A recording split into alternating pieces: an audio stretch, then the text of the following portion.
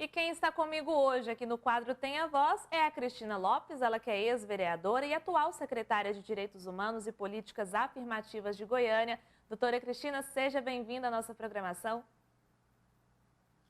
Boa tarde, Jordana Ágata. Boa tarde a todos que nos acompanham aí pela Sagres Online. É um prazer estar com vocês na Sagres em Tom Maior e com esse auxílio luxuoso aí da Amanda, do Felipe. Fui super bem recepcionada, Jordana. Ai, que bom, doutora Cristina, que bom. Muito bom receber você aqui na nossa programação. E o assunto de hoje, né, é mulheres na política. Esse quadro Tem a Voz, a gente está trazendo, dando voz às mulheres, abrindo espaço. E quando a gente fala de mulheres na política, esse espaço também, ele tem que ser muito debatido, né? Então, eu vou fazer a pergunta para você, doutora Cristina. Por que é importante a voz da mulher na política?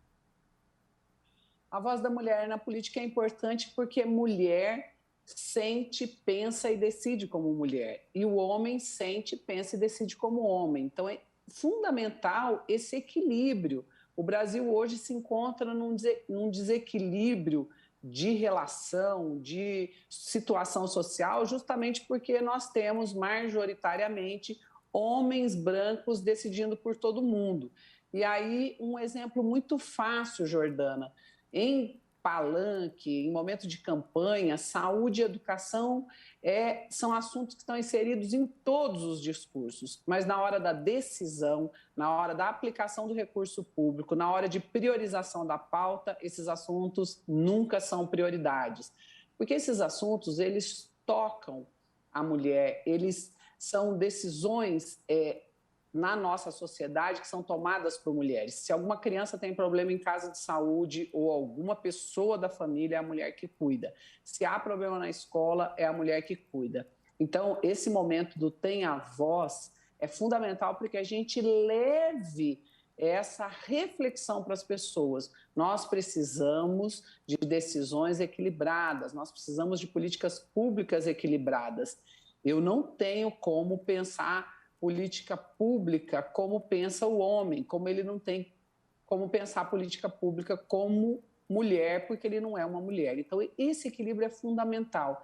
Não dá para pensar e para decidir por toda a maioria tendo um só lado aí da balança com maior peso. Justamente, né? E quando a gente fala sobre representatividade, para algumas pessoas pode parecer algo de mimimi, pode parecer algo que não é tão importante. Ah, porque as decisões que são tomadas na Câmara, no Senado, elas são para todos, mas não, né? Os homens, eles têm necessidades específicas, assim como as mulheres também têm necessidades específicas, né, doutora Cristina? Você faz parte atualmente da Secretaria de Direitos Humanos e Políticas Afirmativas. Tem a Secretaria na Prefeitura, tem a Secretaria de Políticas Afirmativas para mulheres. Então, é necessário ter essa representatividade, ter pessoas, ter mulheres que olhem para as outras mulheres, né? Exatamente. E quando a gente vê aí esse cenário pandêmico, e vocês com um quadro tão importante de alerta, de manutenção dos cuidados básicos, né? Quando a gente vê esse quadro, você tem aí a informação de que as melhores conduções dessa pandemia foram feitas por países que têm mulheres na sua direção. Por quê? Porque a mulher tem essa preocupação coletiva, ela tem esse olhar, ela tem esse cuidar, isso nasce com a mulher, isso nasce com o nosso jeito de ser. Então, é fundamental que nós tenhamos mulheres pensando em políticas públicas e eu estou aqui na Secretaria de Direitos Humanos, que cuida de 4 populações, a juventude, né? Então, pensar políticas que afirmem a nossa juventude, políticas que valorizem a nossa juventude, políticas que valorizem as pessoas com deficiência, respeitem os seus direitos, incluam essas pessoas, né? E nós temos aqui a Central de Libras, que faz a comunicação entre qualquer pessoa surda em qualquer necessidade. Essa pessoa num VaptVupt, num Detran, num banco, numa delegacia, num hospital, nós fazemos e construímos essa ponte sólida. Temos também o nosso banco de cadeiras de rodas, cadeiras de banho, muleta, bengala para pessoas cegas. Então, essa é uma política que afirma a necessidade e respeita essa pessoa enquanto um ser social. Nós temos também a superintendência LGBTQIA+, que é a superintendência que pensa políticas públicas para as pessoas que fazem parte aí da comunidade LGBTQIA+. E temos também a Superintendência da Igualdade Racial, que pensa as políticas para questões étnicos raciais, e hoje também a gente inclui aí a população imigrante, a população refugiada, que a cada dia mais chega aqui no município de Goiânia. Nós precisamos ter o poder público pensando em como construir dignidade. E hoje nós estamos aqui com uma campanha fortíssima, que é a pauta da pobreza menstrual. O CNJ e o Conselho Nacional de Direitos Humanos, em 2020, definiu que a pobreza menstrual é uma questão de direitos humanos. Então, nós estamos trabalhando essa pauta, buscando sair da pobreza para a dignidade menstrual. É uma fase natural da mulher, é fisiológica, é a fertilidade, por termos esse ciclo menstrual que nós podemos engravidar, podemos gerir, né, uma nova vida, gestar uma nova vida. Então, é fundamental que a gente trabalhe essas pautas. Por isso, nós precisamos de mulheres pensando. Até hoje, a menstruação ainda é vista como um tabu. Tem mulheres, e eu aqui entrevistando várias, tem mulheres que têm vergonha de comprar um absorvente na farmácia, porque aí o atendente vai entender que ela está menstruada. Você veja a que ponto nós chegamos, né? E as mulheres não conhecerem o seu próprio corpo, o funcionamento do seu corpo, a anatomia do seu corpo. Isso nos mostra que nós precisamos cada vez mais afirmar políticas que respeitem a dignidade humana. E é isso que nós estamos fazendo aqui na Secretaria, nessa gestão Rogério e Thelma Cruz, que tem como lema Cidade que Cuida, e nós estamos aqui para cuidar das pessoas. Exatamente. Doutora Cristina Lopes, você também tem uma trajetória na política, né? Então, queria que a senhora compartilhasse com a gente quais foram os seus maiores desafios e os maiores desafios também que a senhora acompanhou, porque a gente acaba prestando atenção nas pessoas à nossa volta, né? Então, os desafios também das mulheres que você acompanhou nessa trajetória política. Jordana, é um desafio enorme, né? Eu venho da política estudantil, militei aí pelo movimento das diretas já, redemocratização do nosso país. Minha geração acreditou que redemocratizar bastaria e que a gente escolhendo as nossas candidatas, os nossos candidatos, estava tudo certo. Isso foi um ledo engano, né? Uma leve ilusão. E nós fomos reestruturar ou estruturar a sociedade civil. Eu venho dessa geração que construiu as autarquias profissionais, que são os conselhos, os sindicatos, as ONGs, fundações, os CIPs. E eu fiz parte dessa atividade social de maneira muito expressiva, tanto aí no controle da violência praticada contra as mulheres e as famílias, como também da causa da queimadura e das pessoas com deficiência. E tudo que a gente ia fazer chegava e esbarrava num teto, né? Você ficava fazendo, e é o que muita gente diz, fica enxugando gelo. Ok, melhor enxugar gelo do que o povo morrer afogado. Mas você não tem resolutividade, você não soluciona o problema. O que soluciona é através da política. São as políticas públicas, é uma legislação adequada, é uma escolha adequada onde será aplicado aquele recurso que é arrecadado da população. Foi aí, então, que em 2012 fui eleita vereadora por Goiânia. Naquele momento fui a quarta mais votada. Em 2016 fui reeleita, sendo a segunda mais votada e a primeira das mulheres. Uma trajetória bastante expressiva dentro da Câmara, com o trabalho com os movimentos sociais, com essas pautas que envolvem a coletividade. E em 2020 fui candidata a prefeita de Goiânia. Construímos aí um projeto ao longo de 4 anos. Vivi enormes dificuldades, uma violência política sem precedente. Fui a primeira candidata que a Justiça Eleitoral Brasileira concedeu o direito diante de uma flagrante fraude que a nossa ata convencional foi fraudada. E uma omissão do partido em indicar meu vice, já que o vice tinha desistido diante dessa confusão toda e foi ser candidato a vereador. Diante desses dois fundamentos, a Justiça Eleitoral me concedeu o direito de indicar meu próprio vice.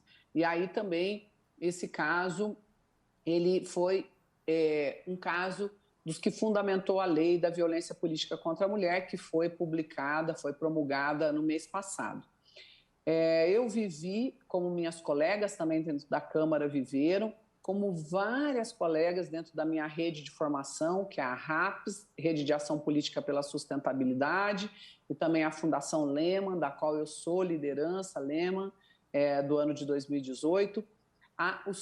As histórias são inúmeras, Jordana. Eu vou te contar duas que eu acho bastante expressivas. Uma candidata a prefeita, no dilema, o último debate daquela eleição, e ela, na dúvida se ela ia para o debate com o filho dela hospitalizado. Ela decidiu que ela iria para o debate porque o pai estava no hospital, as avós estavam no hospital, e ela não é médica, ela não é da saúde, ela não poderia fazer mais nada do que estar por perto, e a criança estava bem assistida pela família. Ela foi para o debate. Aí, é claro, o argumento de qualquer jeito ela estaria aí na berlinda. Se ela não fosse, olha aí, ela não tem a cidade como prioridade. Qualquer gripezinha do filho, ela vai abandonar a administração e vai cuidar do filho. Se ela fosse como foi, qual foi o argumento? Tá vendo? Não cuida nem do filho dela. Vai cuidar da cidade? Vai cuidar de você? Então, são argumentos, Jordana, que só atingem as mulheres. E nós precisamos fazer a sociedade entender, refletir, entender e fazer essa escolha equilibrada. Eu, logo no início do mandato, e essa é a segunda história que eu vou te contar, para entender o panorama que nós vivemos dentro dessas casas legislativas. Tinha um projeto, que não era da minha autoria, era da legislatura passada, que obrigava os estabelecimentos de locais públicos a terem ganchos de banheiro, ganchos para bolsa nos banheiros femininos. Foi uma chacota. Todo mundo que subia, aí sim a saúde e a educação é importante. Olha, faltando vaga de CIMEI, e esse vereador aqui preocupado com gancho em banheiro de mulher. Faltando vaga em UTI, e o vereador preocupado com gancho em banheiro de mulher. Eu fiquei olhando aquilo, falei, o que uma coisa tem a ver com a outra? Eu subi. Falei, olha, eu vou aqui, como professora, fazer um exercício com vocês. Vamos imaginar aqui que todo mundo é mulher, você tem uma criança e você resolve ir num shopping. Aí você tem a sua criança, a bolsa da criança, a sua bolsa. Resolveu comprar alguma coisa. Aí comprou, você tem a criança, a bolsa da criança, sua bolsa e uma sacola. Aí você resolve ir ao banheiro. No Brasil, isso é cultural, as mulheres não sentam na tampa do vaso. Eu aprendi isso aos 15 anos, quando eu saí de casa para estudar. Na minha casa, meus irmãos faziam xixi sentado para não molhar a tampa, e qual não foi meu susto de ver que as mulheres não sentavam. Aí ficavam lá se equilibrando, aí tudo molhado no chão, aí a mulher tem preocupação da roupa encostar no chão, aí fica tentando equilibrar no joelho, aí roda a bolsa para um lado, para o outro, criança começa a chorar. Aí eu falei, olha que coisa simples, gente, um ganchinho na parede, você põe a bolsa, a sacola, se resolveu aí 80% do problema. E o que significa isso, Jordana? Esse dinheiro do gancho é o dinheiro do restaurante, dos bares, do shopping. Não é o dinheiro público. Esse dinheiro, ele não vai afetar a vaga do CIMEI, muito menos a vaga de hospital. Então, nós precisamos esclarecer as coisas de uma maneira didática para que as pessoas compreendam que, se você não estiver nesses espaços de decisão, se você não tiver uma voz feminina que fale por você, e aí seu quadro é perfeito, tenha voz, a mulher precisa ter voz nesses espaços de decisão. Senão nós nunca vamos ver políticas públicas que contemplem as nossas necessidades e, consequentemente, da nossa família. Porque hoje, e isso é dado do IBGE, a maioria das famílias são monoparenterais. Só tem a mãe ou o pai cuidando daquela família. A maioria são cuidadas por mães. Então, o problema só vai se agravando e as políticas públicas não trazem dignidade, não atendem às necessidades daquela mulher, né? Necessidades básicas, medianas e complexas. Por isso, nós precisamos, de fato, ter mais mulheres e a gente compreender esses argumentos e se defender desses argumentos, porque o mais comum é criticar seu cabelo, sua roupa, seu sapato, sua pele. Então, isso nós precisamos, sua idade, sua aparência, né? Então, a gente precisa ter argumento e o que eu sempre digo, você vestiu a roupa de manhã, olhou para o espelho, gostou do que você viu, segue a luz, vai em frente, confia em você que vai dar tudo certo. Essas críticas não podem afetar o nosso desempenho, seja na política, seja no trabalho, seja na sociedade, seja dentro de um desempenho aí religioso. Isso não pode nos afetar, por isso nós precisamos entender quem somos, entender o nosso corpo, sermos donas de nós mesmas, né? Doutora Cristina, toda vez que eu penso sobre representatividade das mulheres na política, toda vez que a gente fala sobre esse assunto, eu lembro desse projeto do gancho no banheiro, porque, para mim, quando eu cheguei no shopping, que eu entrei no banheiro do shopping, eu falei, gente, eu não preciso colocar a minha bolsa no chão. Isso foi inovador para mim, sabe? É uma coisa tão simples, é o que você falou, é uma coisa tão simples, mas que homem, que vereador, que político, homem que ia pensar nisso, né? Que ia pensar nessa necessidade, porque você descreveu muito bem. Realmente, o gancho é uma coisa simples, mas facilita demais, gente, a ida do banheiro. Facilita muito. E aí, continuando no nosso assunto, eu queria que a senhora fizesse uma avaliação sobre a questão das cotas de gênero para candidaturas femininas, né? E também queria, emendando já, que fizesse uma avaliação sobre o que os partidos têm que aprender, né, sobre essa representatividade. Bem, as cotas são fundamentais. O Brasil é um dos países com menor representação feminina na política, né? Aí mostra as nossas raízes colonialistas, nossas raízes de propriedade, né? Então, o homem é o senhor, é o proprietário, inclusive de toda a família, e acaba essa nossa sociedade refletindo isso nas urnas. Então, é importantíssima a cota porque ela incentiva, ela estimula por força de lei, a participação da mulher dentro dos partidos, dentro das decisões partidárias e, consequentemente, dentro das candidaturas. Eu quero crer que um dia isso não será mais necessário, mas, por enquanto, para que avance esse equilíbrio de representatividade, nós precisamos, sim, das cotas, que são cotas de gêneros. Nós já temos municípios brasileiros que nós temos 70% de candidaturas femininas e 30% masculinas. São raros, são poucos, mas a coisa já está começando a ter um maior equilíbrio. Ou municípios que tiveram 50% de candidaturas femininas, 50% masculinas. Então, isso é um avanço e isso é conquistado através dessa lei das cotas. Para melhorar a lei das cotas, porque aí não adiantava eu ter a garantia da candidatura se essa mulher não tinha recurso financeiro.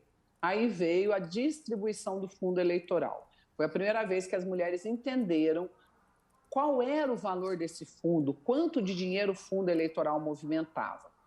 Ela ainda tem distorções, Jordana, precisa ter correção, porque o partido ele pode destinar os 30% do fundo para uma única mulher, ou para duas mulheres, né? O que é um absurdo também. Você tem que ter uma distribuição aí justa. É claro, eu não vou dar o mesmo valor para uma candidata que é a primeira vez, que não tem um trabalho social, que o nome ainda não é ligado ou reconhecido dentro da política, ao invés de repassar um recurso para uma mulher que já tem um mandato, que está na reeleição. Eu acho que esses critérios têm que ser pesados, têm que ser construídos, mas precisa ter critério. Do jeito que o fundo eleitoral está definido, ele não tem critério. E aí, o que nós precisamos é trabalhar dentro dos partidos, para que tenham mais cursos de formação, né, para que a gente possa participar da direção dos partidos, para que a gente possa participar dessas decisões. Hoje, com a lei né? E aí serão punidos os partidos que cometerem algum tipo de violência política contra as candidatas, ou também pessoas ou outros candidatos que cometam violências. Então, isso também é um reforço para as nossas candidaturas, é um estímulo, porque eu vou te falar, não é fácil ser mulher e estar na política. Algumas têm um pouco mais de conforto, porque tem pai na política, avô na política, marido na política, então, que já tem uma estrutura partidária que dá suporte para essa mulher. Mas não é simples para nenhuma de nós, é um universo absolutamente masculinizado. Para você ter uma ideia, tem muito pouco tempo que tem banheiro feminino no Senado Federal, que aquele espaço não foi pensado para a presença da mulher, ele foi pensado só para homens. Não tinha trocador de fralda. O primeiro trocador de fralda que foi colocado foi para a grande líder aí, preta, que é a Mafuane, que a Mafuane tinha bebê, ela era do Conselho Nacional de Direitos Humanos, e toda reunião que ela ia, como é que fazia para trocar a fralda do seu bebê? Finalmente colocaram um troca-fraldas no banheiro. Então você vê que essas conquistas, elas são lentas e elas dependem de cada uma de nós, dependem do nosso movimento. As coisas não vão mudar se nós, mulheres, não fizermos um movimento. Quando eu falo movimento, é movimento físico mesmo, atitudinal, eu ter atitude de entrar, de chamar outra mulher, de inspirar outras mulheres, de referenciar outras mulheres na política, porque é assim que a gente vai conseguir construir uma sociedade mais justa, mais verdadeira e especialmente mais equilibrada. Certo, então nós conversamos com a ex-vereadora e atual secretária de Direitos Humanos e Políticas Afirmativas de Goiânia, doutora Cristina Lopes. Muito obrigada pela sua participação aqui no Sagres em Tom Maior. Um grande abraço para você e o espaço está sempre aberto. Eu que agradeço, Jordana. Sagres é uma paixão para mim. Rubens Salomão, Samuel sempre cobriram lá a Câmara, se tornaram grandes amigos. Eu quero aproveitar para fazer um convite para a população que nos assiste. Nós estamos com a campanha da pobreza menstrual para a dignidade menstrual. E nós estamos aqui na secretaria, que fica na rua 99, número 66, aqui no setor sul, entre a Praça Cívica e o Bosque dos Buritis. Nós estamos recebendo doação de absorventes higiênicos, tampão e coletores menstruais.